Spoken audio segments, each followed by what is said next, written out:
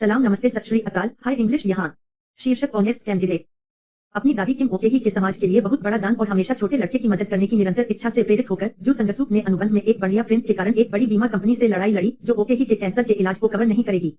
बाद में उन्होंने छात्रों की मदद करने के लिए ओकेही फाउंडेशन की स्थापना की और अंततः मरने से पहले अपनी दादी के प्रोत्साहन के साथ इसे कांग्रेस में शामिल किया। आजकल संगसूक चौथी बार चल रही है। उसके पास विशेषज्ञों से भरी एक टीम है जो हर एक विवरण का ध्यान रखती है, इस बात पर नजर रखती है कि शहर के लोगों के किस क्षेत्र को उन्हें आगे जीतने की जरूरत है। के पीछे उसका मुख्य सहायक और योजनाकार पार्थ ही चोल है जो छोटे से छोटे विवरणों को भी याद रखता है, जैसे कि जूते को और अधिक किसने के लिए अपने पैरों पर कदम रखना। संगसूक की छवि के बारे में सब कुछ सावधानी से चुना गया है और वह अपने पहनावे और कमेंट्री को उसी के अनुसार बदलती है जिससे वह दिन भर में मिलने वाले हर व्यक्ति को खुश करती है, सड़कों पर नागरिकों से लेकर धार्मिक नेताओं तक। जब पत्रकार उनसे मुश्किल सवाल पूछते हैं तो वह चुप रहना पसंद करती हैं। आज वह टीवी पर अपने अभियान विरोधियों नाम योंगसुन और शिन जीसन के खिलाफ बहस करने के लिए दिखाई देंगी। जब योंगसुन ने ओकेही फाउंडेशन और उसके बेटे की दोहरी नागरिकता के मुद्दे के साथ अस्पष्ट वित्तीय लेनदेन के बारे में अजीब सवाल किए तो संगसूक ने शेयरों पर पैसा बनाने के बारे में अफवाहों का उल्लेख करके और स्पष्ट किया कि वह सिर्फ एक छोटे से अपार्टमेंट में रहती है, अपनी दादी द्वारा छोड़े गए विश्वास और मूल्यों पर निर्मित। जैसे ही वह उसका उल्लेख करती है वह भावुक होने का नाटक करती है और योंगसुन के आरोपों से आहत होती है। साक्षात्कार समाप्त होने और वे चले जाने के बाद शो के रिपोर्टर किम जुंगनेम ने निर्देशक चायू क्यूंग से पूछा कि कैसे कोई भी संगसूक के वित्तीय लेनदेन में गहराई से नहीं उतरता है और यू क्यूंग उसे विषय छोड़ने के लिए कहता है क्योंकि कुछ भी नहीं है, वह 6 साल बाद कर सकता है। किम संगपियो के साथ रात का खाना खाने के लिए एक रेस्तरां में जाता है। योंगसुन रो रहा है क्योंकि संगसूक ने उसे कैमरे पर शर्मिंदा किया और वह कुछ भी नहीं कर सका क्योंकि उनके पास एक समझौता है। इसलिए पानी को थोड़ा शांत करने के लिए संगसूक उन्हें इस बात की जानकारी देती है कि उन्हें आगे किस कंपनी के शेयरों में निवेश करना चाहिए। उनसे अनजान कोई इस पूरी बातचीत को कमरे में लगी पेंटिंग के छेद के जरिए रिकॉर्ड कर रहा है। रेस्टोरेंट के बाहर सभी असिस्टेंट निकल रहे हैं। तभी हिचोल देखता है कि वेटर रिपोर्टर वांग को एक रहस्यमय पैकेज बेचता है जो हिचोल के पूछते ही भाग जाता है कि क्या हो रहा है। हिचोल अपनी प्लेट की तस्वीर लेने से पहले वांग अपनी कार में भाग जाता है, लेकिन कम से कम उसे नंबर देखने और याद रखने को मिलता है और वेटर किसी भी सवाल का जवाब देने से इनकार कर देता है। जब मालिकों को इस बारे में पता चलता है तो संगपियो इसे ठीक करने का वादा करती है। अगले दिन जब संगसूक सड़कों पर अपना अभियान जारी रखती है, वांग अपनी कार को संगपियो के एक कर्मचारी से टकराता हुआ पाता है जो उसे अपने पुराने और रेस्तरां में लिए गए फुटेज के बदले एक नई महंगी कार प्रदान करता है। यह उसकी चुप्पी को खरीदने के लिए काफी है, इसलिए संगसूक अभी के लिए सुरक्षित है। शाम को वह अपने विनम्र अपार्टमेंट में लौटती है और सभी पड़ोसियों से उनकी समस्याओं के बारे में बात करती है, लेकिन केवल इसलिए कि हिचोल उसके कान में फुसफुसाती है। उनके पति बोन मानसिक ने घर में उनका स्वागत किया, जिन्होंने अपनी बैडमिंटन वर्दी पहनी हुई है और खेलने की इच्छा पर जोर से टिप्पणी की है। जैसे ही वे अपार्टमेंट में प्रवेश करते हैं सभी मुखौटे बंद हो जाते हैं। मानसिक सिर्फ इसलिए खिलाड़ी होने का नाटक कर रहा है क्योंकि उसकी पत्नी को बैडमिंटन क्लब के वोट चाहिए। मानसिक की मां के एक कॉल से उनकी बातचीत बाधित होती है, जिसे संगसूक ने अपार्टमेंट छोड़ने से पहले अपने सबसे अच्छे शिष्टाचार के साथ लिया। वे इसे बहुत ही असामान्य तरीके से करते हैं। वे सभी काले रंग के कपड़े पहनते हैं और अपने चेहरे छुपाते हैं, फिर छत पर चढ़कर पिछले दरवाजे से निकलते हैं जहां हिचोल कार के साथ उनका इंतजार कर रहा है। यह पता चला है कि यह विनम्र अपार्टमेंट भी अभियान का हिस्सा है और उनका असली घर एक बहुत ही फैंसी घर है जिसमें एक विदेशी नौकरानी शामिल है जो कोरियाई नहीं बोलती है। रात के खाने के दौरान मानसिक के पास अपनी पत्नी के लिए अनुरोधों की एक विशेष सूची है क्योंकि उसे किसी भी चीज के लिए काम न करते हुए उसके पैसे और शक्ति से जीने का आनंद मिलता है। बाद में आधी रात में संगसूक को एक आपातकालीन कॉल आती है जिससे वह ग्रामीण इलाकों की यात्रा करती है जबकि रास्ते में तूफान आ रहा होता है। जिस व्यक्ति ने उसे बुलाया है वह ओकेही है जो वास्तव में जीवित है और छिप रही है, इसलिए संगसूक उसकी सहानुभूतिपूर्ण कहानी के हिस्से के रूप में उसके नाम का उपयोग करना जारी रख सकती है। छिपने से बीमार है, लेकिन संगसूक उसे याद दिलाता है कि साफ बाहर आने से उन सभी को गिरफ्तार कर लिया जाएगा, इसलिए उन्हें झूठ पर टिके रहना चाहिए। वह यह भी सोचती है कि जब वह छोटी थी तब उसकी पोती ने वह दया खो दी थी, लेकिन संगसूक ने वादा किया कि उसने 2 दोस्तों के साथ अपनी दादी की तस्वीर नहीं देखी है। संगसूक यह सोचकर घबरा जाती है कि ओकेही पुराने दोस्तों के संपर्क में है और ओकेही गुस्सा हो जाती है क्योंकि उसकी सगी पोती को ओकेही की खुशी के बजाय अपने कबर को बनाए रखने की परवाह है। संगसूक के जाने के समय तक बारिश हो रही थी और हिचोल के कार के साथ आने की प्रतीक्षा करते हुए वह एक प्रार्थना का ढेर देखती है और देवताओं से चुनाव जीतने में मदद करने की प्रार्थना करती है। घर में वापस ओकेही भी प्रार्थना करती है, देवताओं से संगसूक को झूठ बोलना बंद करने के लिए कहती है। उसी समय प्रार्थना के ढेर पर बिजली गिरती है। अगली सुबह जब संगसूक नाश्ते के लिए नीचे आती है तो मानसिक उसे अपनी मां को बुलाने के लिए कहता है और वह बिना मतलब के उसका अपमान करती है। उसे समझ नहीं आता कि उसके मुंह में क्या खराबी है। कुछ घंटों बाद युगल एक मेजबान के साथ एक लाइव स्ट्रीम साक्षात्कार में जाता है जिससे हिचोल पहले ही बात कर चुका है, इसलिए वह राष्ट्रपति चुनाव और आर-रेटेड चुटकुलों जैसे कुछ विषयों को नहीं छुएगा। हालांकि जैसे ही सवाल शुरू होते हैं संगसूक ने जो कुछ भी कहा है उसे नियंत्रित नहीं करना जारी रखता है और उन विषयों को खुद लाता है, यहाँ तक कि यह भी स्वीकार करती है कि वह और उसके पति वर्षों से अंतरंग नहीं है और वह अपने अनुयायियों की टिप्पणियों को नहीं पढ़ती है। उसे भेजें, वही अनुयायी जो अब सोच रहे हैं कि क्या वह नशे में है। मानसिक हंसता रहता है, यह दिखाने की कोशिश करता है कि वह मजाक कर रही है, लेकिन साक्षात्कार पूरी तरह से एक आपदा है। संगसूक को पता चलता है कि वह किसी भी विषय पर झूठ नहीं बोल सकती। उसके पति के जाने के बाद क्योंकि वह उसे एक बेरोजगार जोंक कहती है, वह और हिचोल अपनी आत्मकथा की प्रस्तुति करने के लिए एक किताबों की दुकान पर जाते हैं। लेकिन वहाँ चीजें बदतर होती जा रही हैं। वह मानती है कि उसने किताब भी नहीं पढ़ी क्योंकि एक भूत लेखक ने इसे लिखा था कि उन्होंने समीक्षाओं का भुगतान किया और शहर में एक नया किताबों की दुकान राजनेताओं के लिए बुरी खबर है क्योंकि इससे लोगों को कम बेवकूफ होने में मदद मिलती है। कीचूल मानसिक के विचार का अनुसरण करता है और इसे मजाक जैसा बनाने के लिए हंसता रहता है, लेकिन संगसूक बहुत घबरा जाती है और अपनी विग उतारकर प्रस्तुति को समाप्त कर देती है। उसका अजीब व्यवहार इंटरनेट पर वायरल हो जाता है और जूनियम ने फैसला किया कि उसकी कहानी में गहराई से खुदाई करने का यह सही क्षण है। शाम को वह अपार्टमेंट की इमारत में यह देखने के लिए जाता है कि क्या यह सच है कि वह वहां रहती है और उपयोगिता बिलों से भरा अपना मेलबॉक्स देखकर चौंक जाता है।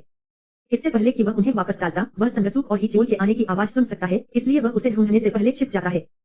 हिचोल संगसूक को अपने अपार्टमेंट में ले जाने से पहले मेलबॉक्स की जांच करता है और जैसे ही वे लिफ्ट में चढ़ते हैं, जूनियम बिल वापस रखता है और भाग जाता है। जब हिचोल वापस नीचे आता है तो वह देखता है कि मेलबॉक्स अब भरा हुआ है और तुरंत संदेहास्पद हो जाता है, इसलिए वह इमारत से बाहर भागता है और देखता है कि कोई कार से भाग रहा है। इस बार वह कैमरा पेन से तस्वीरें लेने के लिए तैयार है, लेकिन वे सभी धुंधली हैं, इसलिए वह इसके बजाय अपनी कार के सुरक्षा कैमरे की जांच करता है और जूनियम को क्षेत्र की जांच करते हुए देखता है। क्षण भर बाद संगसूक अपने पति के साथ फैंसी घर जाती है, जहां मानसिक की मां अघोषित रूप से उनका इंतजार कर रही है। झूठ बोलने में असमर्थ संगसूक उसका अपमान करती है और उसके साथ क्रूर व्यवहार करती है, जिससे वह आंसू बहाती है। शाप इतना बुरा और सटीक है कि संगसूक मानसिक के प्रति सहानुभूति भी नहीं दिखा सकती। वह वास्तव में बहुत खुश है कि बूढ़ी कुछ समय के लिए नहीं आएगी।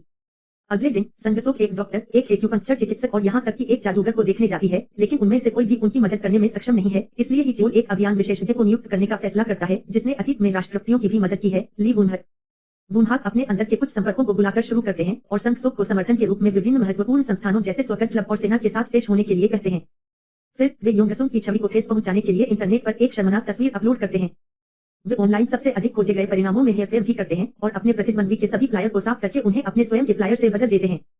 संगसूक की समस्याओं में से केवल ईमानदारी ही एकमात्र समस्या नहीं है।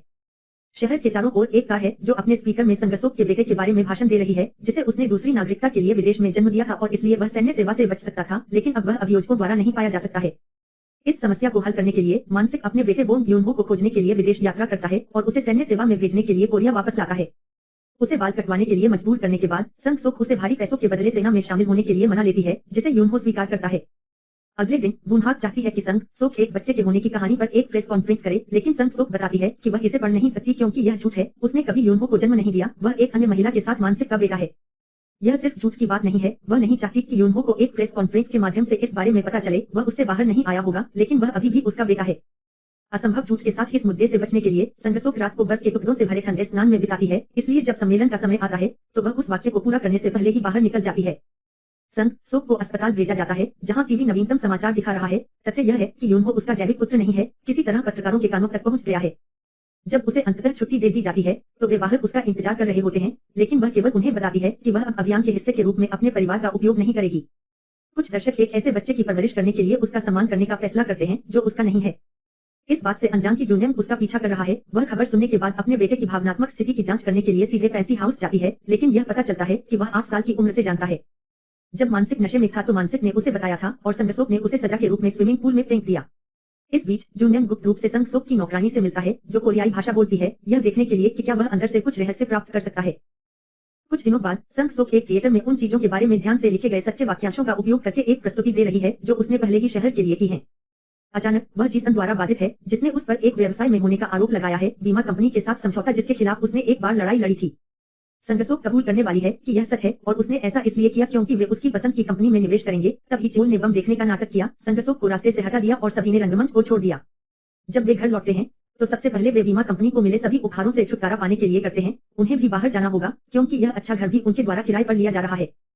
कुछ समय बाद संगसूक को यह देखकर खुशी हुई कि वह चुनाव में पहले स्थान पर वापस आ गई है, इसलिए वुनहक अपनी योजना में अगला कदम साझा करता है।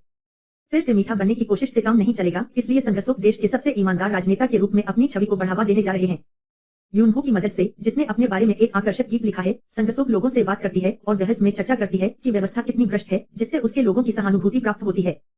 एक दोपहर जब वे ओके ही फाउंडेशन द्वारा ड्राइव करते हैं, संगसूक एक महिला को विरोध के संकेत के रूप में प्रवेश द्वार पर डेरा डालते हुए देखती है क्योंकि उसके बेटे ने निम्न ग्रेड पर अपना जीवन समाप्त कर लिया। संगसूक इस पर गौर करना चाहती है, लेकिन संजू ने इसे नजरअंदाज करने के सख्त आदेश दिए हैं। इस बीच हिचोल ओकेही को अपने नियमित चेकअप के लिए ले जाता है क्योंकि उसके नकली कागजात पर वह उसका पोता है और वह स्वीकार करता है कि इन सभी वर्षों के बाद यह वास्तविक लगता है। डॉक्टर सोचता है कि ओकेही जल्द ही मर जाएगी, लेकिन वह नहीं सुनती, यह दावा करते हुए कि वे सभी उसे सालों से एक ही बात कर रहे हैं। क्यून के साथ इसका विश्लेषण करने के लिए प्राप्त सभी जानकारी लेता है। उन्हें पता चलता है कि ओके ही फाउंडेशन मूल रूप से भ्रष्ट है और लोग परीक्षा पास करने के बजाय दूसरों पर भर्ती होने के लिए अधिक पैसे दे सकते हैं और LVIP छात्रों को वे सिर्फ FS देंगे। जूनियम एक मुकबैंग स्ट्रीम के दौरान यह सब ऑनलाइन उजागर करता है जिससे एक त्वरित घोटाला होता है, जबकि संजू उन सभी दस्तावेजों से छुटकारा पाना शुरू कर देता है जो ओके ही फाउंडेशन में उसकी भागीदारी के प्रमाण के रूप में काम कर सकते हैं। ओके ही खुद एक जोखिम लेती है और अपना चेहरा छिपाकर संगसोक के कार्यालय जाती है। सोक ने अपने नाम के साथ जो किया है उससे वह नाराज है और बदले में संग सोक इस बात से नाराज है कि उसकी दादी पकड़े जाने का जोखिम उठा रही है। ही के घर के पास प्रार्थना के ढेर पर लौट आए इस बात से अनजान कि गुनहाक उनका पीछा कर रहा है और अब जानता है कि ओके ही जीवित है। दोनों महिलाएं संग सोक के लिए फिर से झूठ बोलने में सक्षम होने के लिए प्रार्थना करती हैं, लेकिन कोई संकेत नहीं है कि उन्हें सुना गया है। बाद में संग सोक जूनियम को देखने जाती है जो खुदाई बंद करना स्वीकार नहीं करता है और यह भी विश्वास नहीं करेगा कि जब उसने शुरू किया तो उसके इरादे अच्छे थे। अगले दिन गुनहक उसके साथ अपना पद छोड़ देता है और योंगसुम के साथ काम करने जाता है जो उसे बताता है कि अब वह जानता है कि उसकी दादी जीवित है और शहर के एक अस्पताल में रह रही है। सोक क्लिनिक की ओर भागती है और हिचोल समझाता है कि ओके ही कल रात मर गई और उसने उसे चिंता नहीं करने के लिए कहा। उसे नहीं लगता कि रहस्य खतरे में है, क्योंकि अगर योंगसुम के पास कोई वास्तविक सबूत होता तो वह पहले ही खबरों में आ जाता। फिर संग सोक अपनी दादी से तुरंत मिलने जाती है, रोती है जब ओके ही उसके अभियान के लिए अपना समर्थन दिखाती है। कुछ समय बाद संग सोक सड़क पर भाषण देती है, लेकिन उनके पास मुश्किल से कोई दर्शक होता है। वह स्वीकार करती है कि सड़ा हुआ हो गया है, जबकि उसी समय ओके ही अस्पताल में मर रही है जिससे प्रार्थना का ढेर चमक रहा है। भाषण के बाद संग सोक संजो से मिलता है जो उसे सूचित करता है कि वह अब योंगसम का समर्थन करेगा, क्योंकि अगर संग सोक अपना मुंह खोलती रहती है तो वह उन सभी को नीचे ले आएगी, इसलिए उसे छोड़ देना चाहिए। उसे समझाने की कोशिश करते हुए कि ऐसा नहीं है, संग सोक खुद को झूठा पाती है, लेकिन जब वह अपने पति को खुशखबरी सुनाने जाती है तो उसे ओके ही की मौत के बारे में बताया जाता है। मानसिक और संग सोक ओके ही के अंतिम संस्कार में जाते हैं, लेकिन वे लंबे समय तक नहीं रुकते क्योंकि वे अभी भी नाटक कर रहे हैं कि वह ही चोल की दादी थी। लेकिन कम से कम संग सोक को यह देखकर राहत मिलती है कि ओके ही के दोस्त उसे अलविदा कहने के लिए आ रहे हैं। बाद में हालांकि वह और हिचोल खुद को संगप्यो योंगसुम और उनके अंगरक्षकों को शक का अंतिम संस्कार करने से पहले शरीर के करीब जाने से रोकते हैं, क्योंकि वे इसे सबूत कहते हुए खुद को पहचानना चाहते हैं। क्योंकि वे नहीं जानते कि उसका अभिशाप अभी तक टूटा है, संग सोक उन्हें याद दिलाती है कि वह झूठ नहीं बोल सकती है और उन्हें अपना वचन देती है कि वह चुनाव से हट जाएगी जब वह कहती है कि वह उन दोनों का सम्मान करती है। लेकिन संग सोक के पास अभी भी एक योजना है। अगले दिन हिचोल बैठक की मूल रिकॉर्डिंग को बहुत अधिक कीमत पर खरीदने के लिए वांग को देखने जाता है। बाहर जाते समय वह रिश्वत के रूप में मिली कार की चाबी लेता है और उसे छोड़ने के लिए इस्तेमाल करने की कोशिश करता है, लेकिन संजो का कर्मचारी उससे पेनड्राइव चोरी करने के लिए आता है।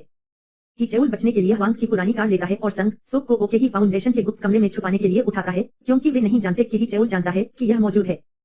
छात्र प्रवेश की कागजी कार्रवाई की समीक्षा करने और यह देखने के बाद कि यह कितना नीच है, संग सोक उस शोकग्रस्त मां से माफी मांगने के लिए ठिकाना छोड़ देती है जो अभी भी इमारत के प्रवेश द्वार पर विरोध कर रही है।